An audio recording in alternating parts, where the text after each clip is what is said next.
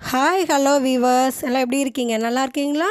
திருமலா திருப்பதியினுடைய இன்றைய SST token status நேற்றைய தரிசன நிலவரம். நீங்கள் ஏப்ரல் மாதம் திருமலை திருப்பதி போக பிளான் பண்ணியிருக்கீங்களா? அப்போ இந்த வீடியோவும் பார்த்துட்டு போங்க. இந்த வீடியோ நீங்கள் ஏப்ரல் மாதம் திருமலை போக பிளான் பண்ணியிருந்தீங்கன்னா உங்களுக்கு ரொம்ப யூஸ்ஃபுல்லாக இருக்கும். ஏன்னா ஏப்ரல் மாதம் திருமலையில் நடக்கக்கூடிய முக்கியமான விசேஷ நாட்கள், அதாவது அங்கே முக்கியமான இம்பார்ட்டண்ட் டேஸ் எல்லாம் ரொம்ப ஃபெஸ்டிவலாக செலிப்ரேட் பண்ணுவாங்க.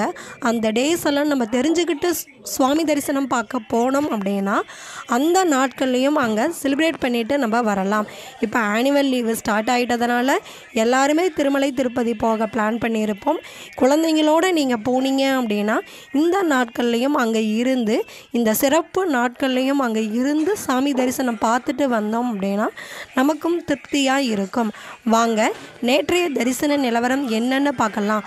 நேற்று திருமலையில் மலையப்ப சுவாமியை தரிசனம் செய்த மொத்த பக்தர்கள் 64,097.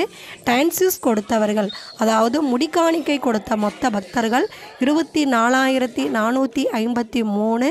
கிடைத்த உண்டியல் காணிக்கை 3.72 கோடி. 9 வெயிட்டிங் கம்பார்ட்மெண்ட்டில் வெயிட் பண்ணிய பக்தர்கள் சுவாமி தரிசனம் செய்வதற்கு எஸ்எஸ்டி டோக்கன்ஸ் இல்லாமல் சர்வ தரிசனத்தில் சுவாமி தரிசனம் செய்வதற்கு 8 hours ஆயிருந்ததுன்னு சொன்னாங்க.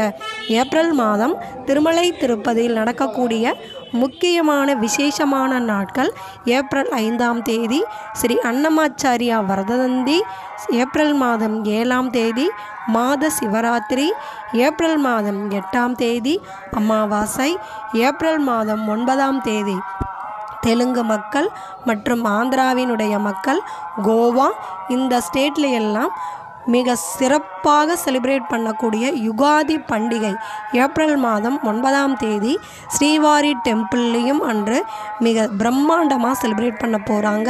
அந்த உகாதி பண்டிகை ஏப்ரல் மாதம் 9ஆம் தேதி. இது அவங்க செலிப்ரேட் பண்ணக்கூடிய இந்த பண்டிகை ஒரு மாதத்தினுடைய பிறப்பு நாள் அப்படின்னு சொல்கிறாங்க.